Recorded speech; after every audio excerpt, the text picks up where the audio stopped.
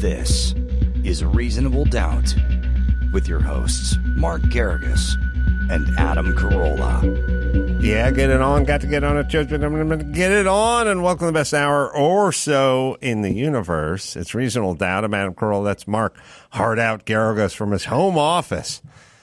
Well, I was just telling Gary that what started off, at least last night when I went to bed, I fully expected today to be a slow day because it's a holiday, or at least I thought it was a holiday. Mm-hmm. And it turned out that Indigenous Peoples Day does not get the respect to which the old Christopher Columbus Day used to get, I guess. It's been busier than I've ever been. Is it Indigenous people? Oh, it used to be Columbus Day. That's right. Yeah. Now it's, I've seen through Prop 27, I believe I've seen a lot of Indigenous people portrayed. They always go, there's not enough TV roles for people of fill in the blank.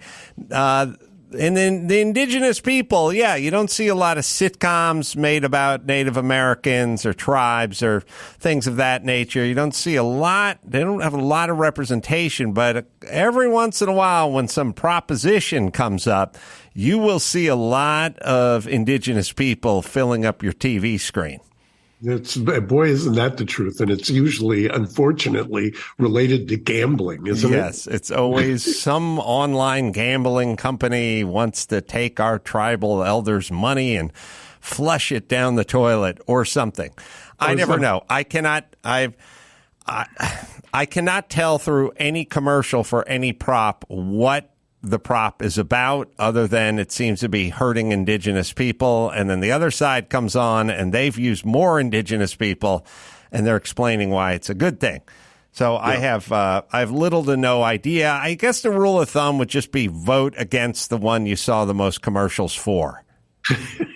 My father used to have a motto that the whole proposition process in California was so irretrievably broken that he would just vote no, until I think at one point voting no was actually yes. So right. That kind of broke his streak, I think. Well, speaking of local politics, I know you've got some thoughts about what happened recently here in the city council. We've been talking about the Board of Supervisors for weeks. And now take a look at today. I guess when did it come out, Gary? Somebody posted anonymously on Reddit. Came out Sunday, the 9th. So that's when the first big dump was of the whole hour-long meeting. And since then, various Twitter accounts have done a very good job of chopping up, digestible Twitter-sized bites of it. Yes. And so for those who don't know, the city of LA has council districts and council people. And this are some surreptitious recordings, or at least arguably surreptitious. I don't know. Maybe somebody was wired up. You never know. But they somehow got released. And there's been quite a firestorm ever since. Maybe Gary can play one or two of these for you, Adam. Yeah, was it Councilman Mike Bonin? Mike Bonin was the guy who's, I think, retired. He was the guy who got a bunch of shit for destroying Venice and California and the homelessness. And then the Sheriff Villanueva got involved. And there was a whole kerfuffle. And now he's, I think Bonin is retiring or stepping down. Yeah, there was a recall effort, and now he's not running for re-election. But apparently he and his husband have got an 8-year-old. And so this, I think the first clip, Gary, is the city council president at the time. She just resigned, I believe, this morning. But this is her talking about Bonin and his kid, and in some kind of a parade where apparently the kid was tipping over the vehicle. Whatever the kid's name is, I'm like, it's like the oddest thing. It's like black and brown on this float, and then there's this white guy with this little black kid who's misbehaved. Este niño has they're not doing The kid is bouncing off the effing walls on the float, practically tipping it over. There's nothing you can do to control him. Parece changuito. And I'm just like, oh my God. They're raising him like a little white kid, which I was like, this kid needs a beat down. Like, let me take him around the corner and then I'll bring him back. Yeah. ¿Sí me entiendes? Ven para acá. It's a pinch. Something. Yeah. But yes, this is the fourth. Yeah. All right. I think she called him a little monkey in Spanish. So that's your first problem. That's problematic. Is her, as by the way, she would say, first off, I love it when the woke police eat their own. I love it. I love it when all the fucking wokesters do this. Everyone wants to do this like, well, so she called him a monkey and said he needed a beat down. I don't really care that much about this stuff. I do want people to understand that when we get into this real identity politics stuff, like it's like as a Latina woman, but that just becomes a way of life. Then they go in, and by the way, they're always amongst.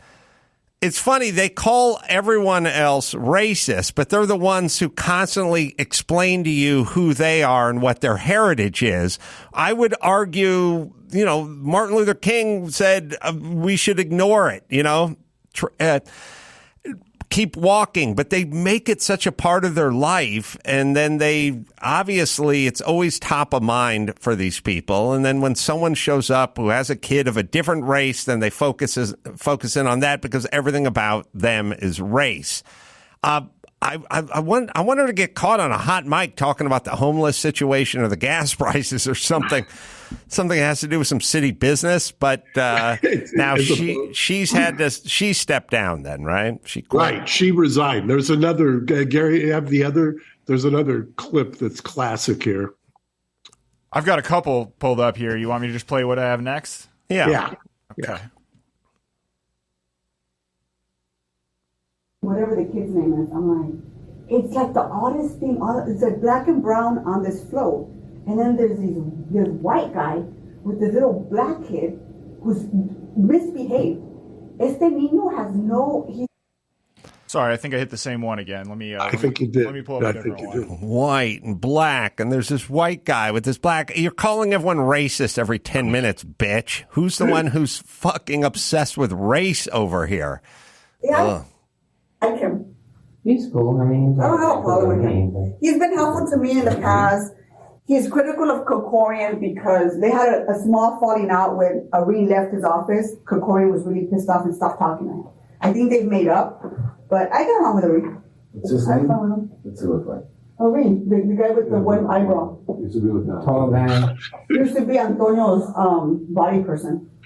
Right, that's how I met him. He's married to a friend of mine. What's his name? Irene, what's his last name? Sepa. No, sir. Vegetarian. And it's an IAN, I bet you. Well, what are we going to do, guys? I mean, I feel really discriminated against because all the talk about this has been about the white parents and the black kid, and nobody's talking about the Armo race baiting. Yeah. The one eyebrow, but the name ends in an IAN. How come the Armos are always last on the list of discrimination? Well, it's always a tip of the cap because you guys are successful, and we've now sort of decided that there are groups, but there are also groups that are more successful, so they don't make it onto the protected species list that all these do-gooders have. So you have to go black, and then you have to go brown or, Hispanic. Not a lot of talk about Jews and Armos and Asians. There's less Asians than there are blacks and Hispanic. The idea that, L.A. is probably majority Hispanic at this point, 52% or something like that. So you're calling a majority a minority, but you're doing it based on test scores, mathematic test scores, not actual minority status. If you look up the word minority, it just means lesser in numbers. So, good. She's gone, and she'll be replaced by another kooky broad. who will have horrible policies on everything from COVID to schools, or what? I'm so with you. Wouldn't you love to hear the hot mic where all of this talk is over redistricting. And that's what they're arguing about. And they're trying to base the new redistricting so that everybody's territory gets basically ensconced or protected. And I'll come back to it. I would ask Gary before, and he says, as far as he can tell, it's anonymous. I just wonder if somebody had this wired up somewhere, is what I keep speculating in my own mind. I mean, the audio quality is solid to a point where I suspect it was an iPhone sitting on the table in the middle of all of them, because no one's level is lower than the other. Like it's pretty consistent. I mean, if it was surreptitious, it's something that's on the table in the middle of them, I would expect. Well, she's gone, but again, she's going to be replaced by another like-minded adult who runs Los Angeles. Have you ever, where the disparity, Mark, between the people, the developers, the movers, the shakers, the money makers, the Elon Musks before he left for Texas, and all the people that make California and Los Angeles prosper, versus the nuts who are making policy in the city council. Have you ever seen a bigger gap in brain power? It's really somewhat astonishing that, it just continues on. I mean, we sit here, you and I talk about it, but you have to, for those who are listening or watching in the other parts of the country, it's really quite disturbing to watch it unfold. It was kind of interesting.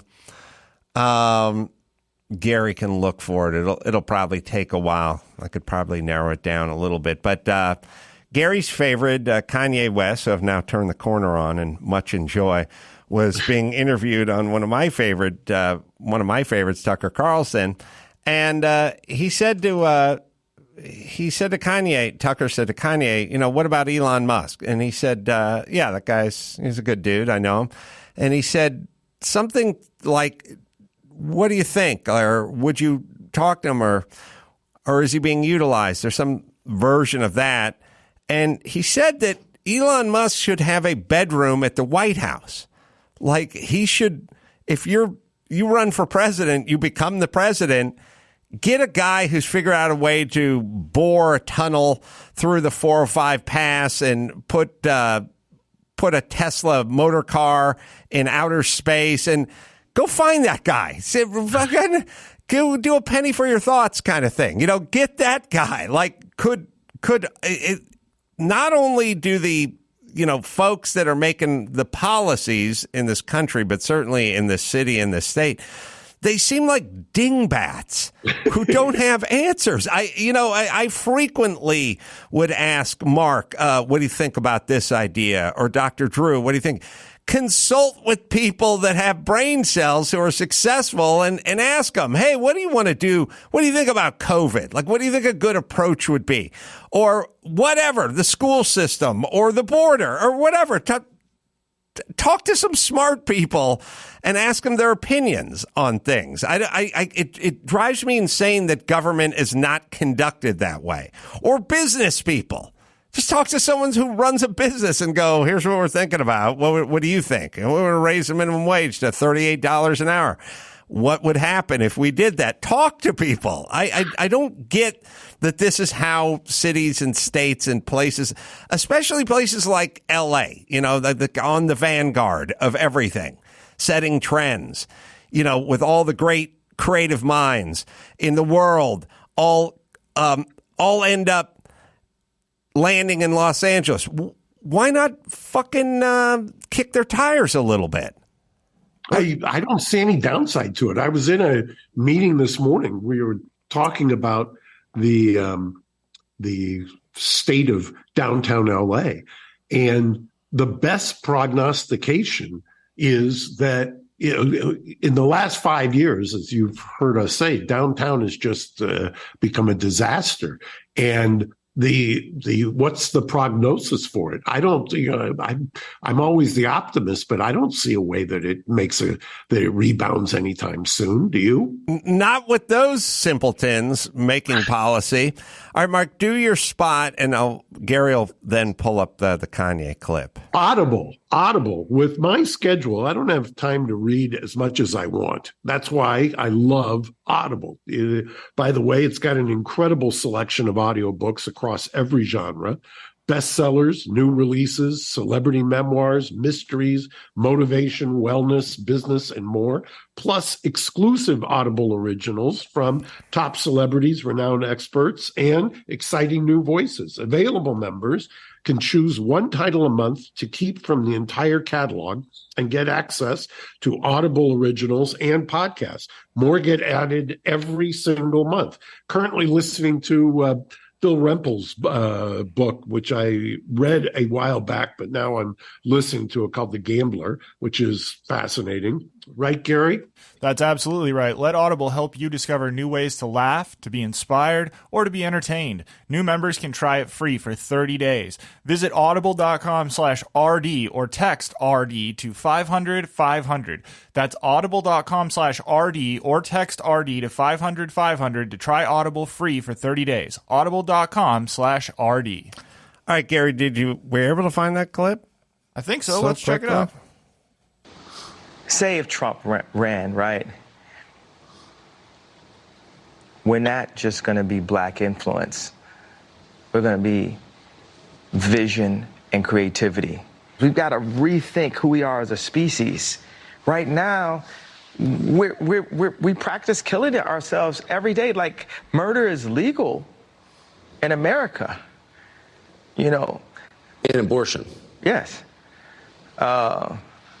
So whoever gets the position needs to listen to the vision. I didn't know it was going to rhyme when I first started. They need to have Elon. They need to have me. You should start with those two, and then we'll get to the rest of them. We could pull in a Johnny Ives. We'll pull in all of our living, super brilliant people. And we need to analyze and not just sell out for the cash. Like these Fortune 500 companies, they're just selling out for the cash, and put God first. Oh, Gary, this wasn't representation of God. It's another clip where he says, give him a bedroom at the White House. At the White House. Yeah, but he did mention it a second time, which I forgot about. There it was. Well, I mean, that's the whole thing. Like, anyone ever put me in charge of anything, I would just go find the smartest people I could talk to and then figure it out. I would just apply it to traffic, schools, test scores, homelessness, COVID, whatever it was. I'd just go, let's figure this out. What do you want to do? And then if it didn't work, I'd blame it on them. But this notion, because what we have now is you surround yourself with like-minded idiots, and then you pursue bad policy, and you never let it go. Yeah, there's something about the allure. Obviously, we've got a mayoral race, and I think I had mentioned, if not on this show, another show, Karen Bass acquits herself really well in the debates. I mean, she really does. But I'm not so sure that a Karen Bass as mayor is going to change anything. I really think it's quite the opposite. I just think it's, more of the same. And the people that I talk to, maybe I'm in a different clique, but people have said with this, it's horrendous what has happened to the city in just a very short period of time. And, you get somebody like a Caruso, he knows how to build things. And I'm old enough to remember Richard Riordan, who was also a businessman who ran for mayor at a very similar time in LA, when, you wouldn't wear an expensive watch because somebody would knock you over the head or put a gun to your head. And the downtown area was quite a disaster. And Gary's found this clip here. So I think if you can find people who've been successful and rely on them, that's one of the smartest thing you can do. 100%. All right, so here's the clip I was thinking about. I think it's insane for an administration to not use a talent like Elon Musk more. Like, if I was in or once I am, I will eventually be president before, in my lifetime. But if I was in office right now, I would be calling Elon every day. I'd have him sleeping in the White House. I'd say, how do we use our platform as the most influential, that's a Freudian slip, the most influential country in the world to show the rest of the world how to live a simplified life. But our country is under. I'd be fucking hitting up Elon Musk all the time. Well, the way people used to, forget the name of the author, but he would write books about JFK and the best and the brightest, and consulting with the smartest guys. And there is, if you ever read any biographies or listen to very successful people speak, they always tell you that their ideal situation is to find somebody who's smarter than them in a certain area and to listen and consult with them. I've heard Warren Buffett say it a million times. He knows certain areas, but his goal is to surround himself with people who are smarter or more successful and understand that. Well, the government does that, and I've talked to a few authors who write spy thrillers and things like that, and they get these people together and they go, you guys are super creative. What's the next terrorist move? Like, there are a lot of these guys did, flying airplanes into buildings and stuff was stuff these guys thought of, because who better than a super creative Hollywood screenwriter who sits around all day and dreams up crazy terrorist plots to put in a spy novel at the airport. Of course, those guys would be a lot more creative than a bureaucrat would be in terms of how and when and where and what modality might Al-Qaeda strike again. Like, what would you do? So there is like some precedent.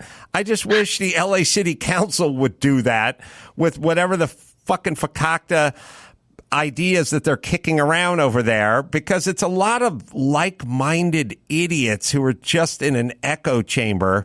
And of course, you don't solve homelessness. You have the same 8 Dumbos trying to solve homelessness with some sort of bizarre political agenda that they never really cop to. Well, then why would it get solved? Why would anything get solved? So maybe we'll do some change. I know we'll change gears and talk another subject in a moment. First, let me just tell you about Green Chef. Make eating well easy with plans to fit every lifestyle. Green Chef has options for keto, paleo, vegan, vegetarian, Mediterranean, and fast fit as well. Fast and fit, I should say. And gluten-free. Green Chef now owned by HelloFresh, and they have a super wide array of meal plans to choose from. There's something for everyone, more customization than ever. 3 new protein choices. Swap the chicken, beef, or the salmon in any meal for USDA certified organic ground beef or chicken or wild-caught sockeye salmon. The only meal kit that offsets 100% of their carbon footprint and 100% of the plastic in every box. I just did the creamy shrimp primavera. It was amazing. I got on with the keto box, and it did not disappoint. We used the spaghetti squash instead of the spaghetti itself. It is Green Chef, right, Gary? That's right. Go to greenchef.com/doubt135 and use code doubt135 to get $135 off across 5 boxes, and your first box ships free. That's greenchef.com/doubt135 and use code doubt135. Green Chef, the #1 meal kit for eating well. So what else is on your mind, Mark Garagos? Well, there's quite a bit. There's a Gary. Brett did a pretty good synopsis. Do you have what's the next one on our list? Well, I think the next one that we should talk about is probably Chauvin. Mm-hmm. Yeah. I thought this was interesting. They've got they have now filed the appeal on the state court action, and and you'll remember he was the officer who killed George Floyd, and the appeal has cited some things that if this were not such a hot button case, I think would have some kind of traction. Gary, you've got a list of some of the grounds that they took the appeal on. The brief argues that there is no circumstance that could be more prejudicial than that of a juror discovering that the city he or she resides in is bracing for a riot in the event the defendant on whose jury you sit is acquitted. Well, Mr. Unpopular over here in studio said this from Jump Street. How can you even think about getting justice for somebody if the stakes are this city's going to burn, maybe the courthouse burns, maybe your home burns as a juror once we dox you. And by the way, the rest of America and parts of the international world shall burn too if you do not come down with a guilty verdict. Is there any case in any way, in shape or form that is winnable with those stakes that are clearly stated? Now, they weren't clearly stated. They were clearly understood by everybody in America. So, no, it's impossible to get whatever our version of justice would be under those circumstances. Look, if we were bringing him up on jaywalking, it would be the same outcome. The city will burn. If you do not find him guilty of jaywalking, then he would be found guilty of jaywalking. Also, they got him on murder, I think, which is, showing up after the event already went down, essentially pulled out of the car and I can't breathe and all that. That seems like a really lofty goal for a guy who showed up mid kerfuffle crime scene event. It was sort of mid event, manslaughter. Okay. Murder. I don't know. 2, possibly. I think they just hung murder on him, which is, you couldn't have hung murder on anybody else in any other situation like this. I don't believe. And then also, it's interesting. Of all the people who died of COVID, he had COVID, but the deceased had COVID. But we never bring that one up, which is an interesting spin. I think Gary can confirm that. He was found guilty on 1 count of second-degree murder, unintentional second-degree murder. Oh, okay. So and 1 count of third-degree murder as well. Yeah, but even to get from manslaughter to murder seems he also got insane second-degree manslaughter. Oh, okay. All right. Yes, you can't. No, the trial. Of course, there's grounds for mistrial because, Mark, you'd probably say in a second if you were defending him. Oh, I'm telling you, if there were, it was an impossible case to defend if you're the defense lawyer. Just an impossible case. I clearly understand the frustration of a lawyer when you're put in a situation like that. You're ending up, you're selecting a jury that has basically nowhere to go. And that's a tough position to be in. There was another story that Brett had mentioned also, Gary. Do you have that on your cheat sheet? Yeah, which one are you thinking of? We've got a Las Vegas story, a San Diego story, and a Los Angeles County story. The San Diego story was pretty interesting to me also. I had not paid attention to this, and apparently a kid was it a 6-year-old who was getting bullied? Adam's gonna hate this. Christy Bryce Lane, who is a mother and a candidate for the San Diego Assembly, the 76th district seat, felt her 6-year-old son was being bullied at school. So she took 2 steps. First, she filed a lawsuit. She sued the school, the head of the school, and the mother of the 6-year-old boys she thought were bullying her son. But she also included the full name of the 6-year-old boys themselves in the lawsuit, which means it will follow them for the rest of their legal lives. No. The lawsuit seeks $48.4 million in total damages, 24.4 from the mothers and the boys, 12 from the school in question, and 12 from the head of the school in question. Yeah, those grade school administrators have pretty deep pockets, and that guy, that guy might be a private school, but $52,000 a year. You know, I've counseled and currently counsel people who feel like they're getting bullied in these school situations, and I can't tell you the number of times I've advised against getting involved in a lawsuit unless it was absolutely necessary. And it just, stuff like this, you want to talk about the lawyers involved or whoever is filing this. What in the world is going through their head? Now, I will give a little bit. She's probably married to a lawyer. I'll give a little bit more context here. This is a French immersion school in La Jolla, so we're not exactly talking, working class San Diego. This is the Beverly Hills of San Diego.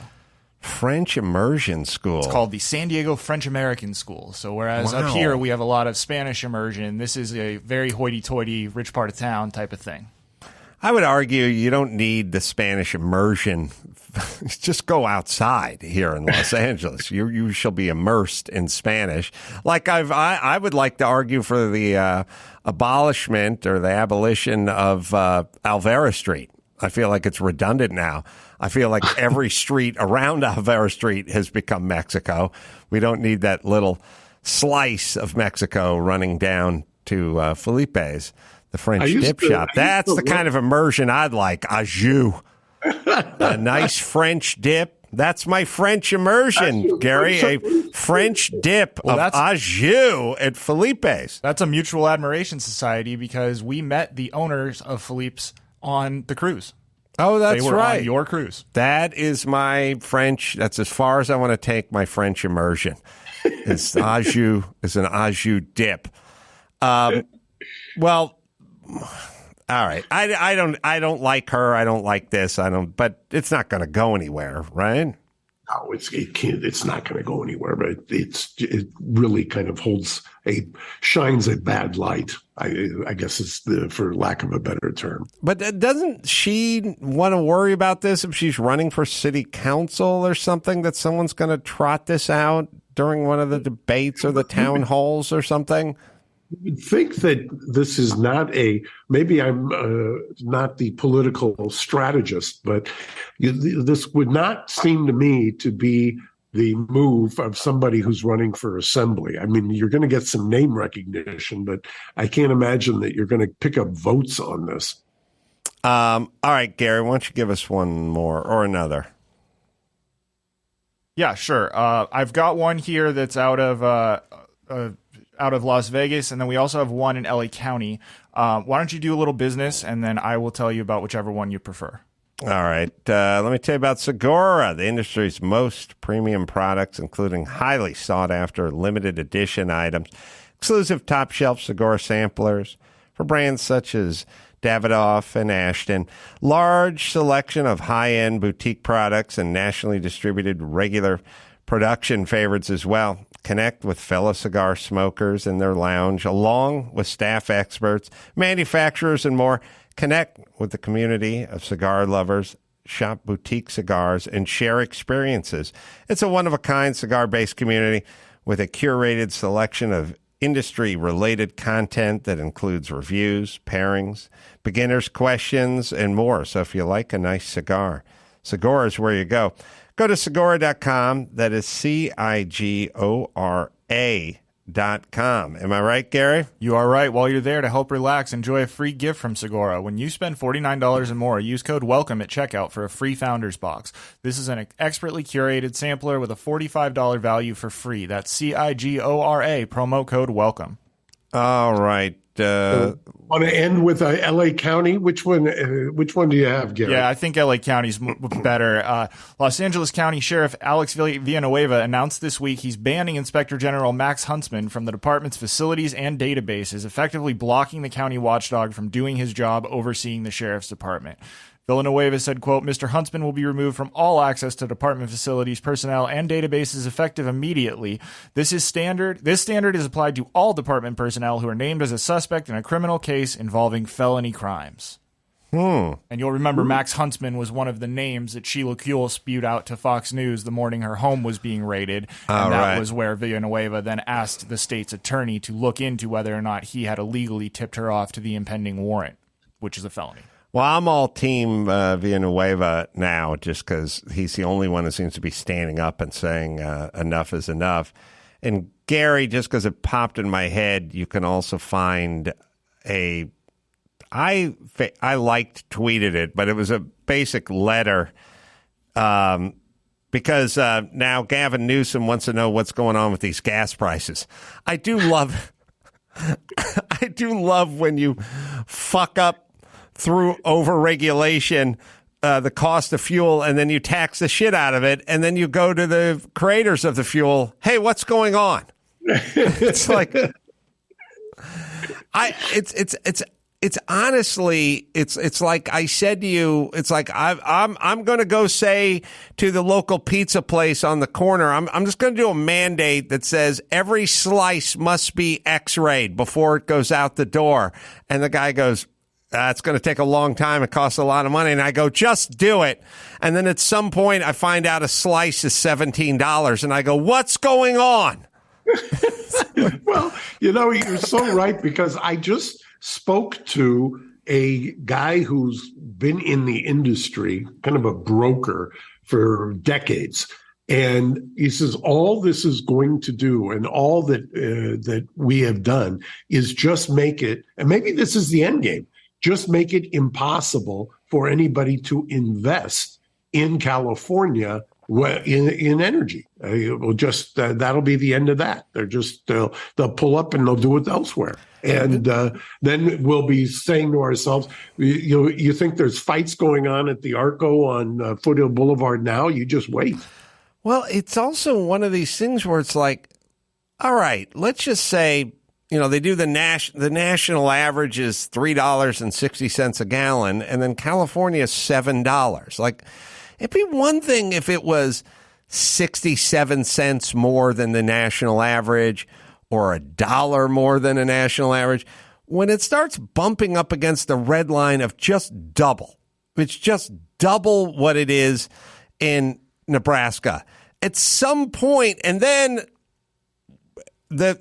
what Newsom wants to do is he wants to do like a windfall tax on, these companies that are creating. It's like, can you just, whatever they're doing in other states, can we just do 10% of that? Or is it just, and you tell me, Mark, you tell me, when either the governor or the president announces you guys got to stop gouging, and they say to the energy companies, they'll say to the beef companies, they'll say to anything goes up. Do they, first off, has it ever worked? Has, Exxon or Mobil one, what do you say? Oh, no more gouging? Hey, fellas, we got to tamp down the gouging a little.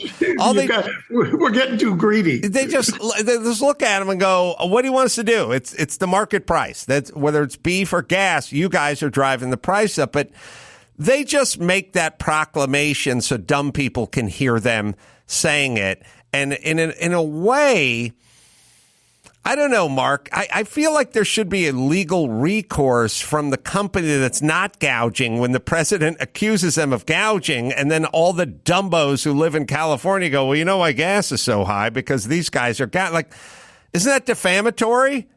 You would think so, but they get once again they get immunity for acts in office. So there you go, more of immunity to make absolute economic nonsense. Yeah, there it is. Yeah, Valerio.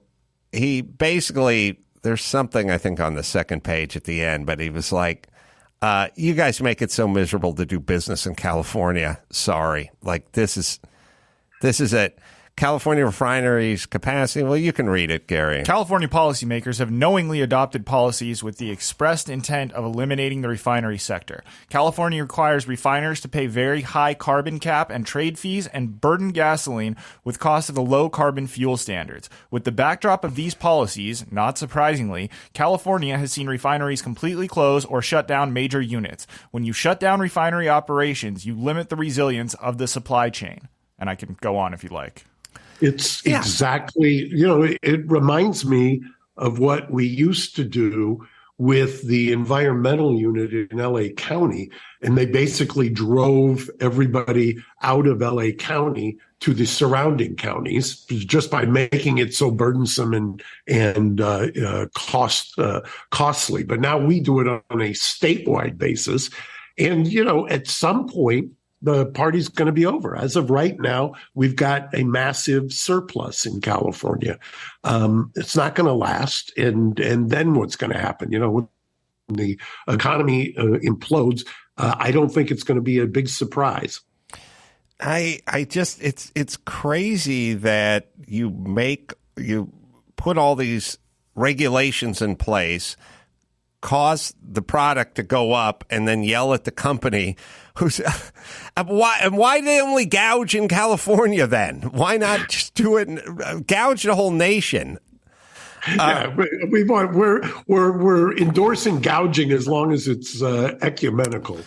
All right, let me hit my last spot with Geico. Do you rent your home? Well, sure you do, and it can be hard work. It's easy bundling. Bundle those policies with Geico. Geico makes it easy to bundle your homeowners or renters insurance along with your automotive policy.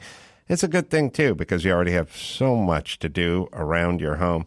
Go to geico.com, get a quote, and see just how much you could save and just how easy it is to save at Geico. All right, I'm going to be in San Diego October 28th, 29th at Mic Drop Comedy, doing stand-up there and also live pods there, and going off to Wise Guys in Vegas, and I'm St. Louis, all the places where gas is cheaper. It's cheaper. People are going to Tijuana to buy gas now. Tucson, St. Louis. You just go to adamcarolla.com for all the live shows. Mark, what do you got? I'm going to give a shout out to Jake at Dirty Taco. And if you're in the Grand Central Terminal, stop by either Dirty Taco or Prova Pizza. So, till next time, Adam Carolla for Mark Hard Out Garagos saying mahalo. Thanks for listening to Reasonable Doubt. Tune in next Saturday for an all-new episode.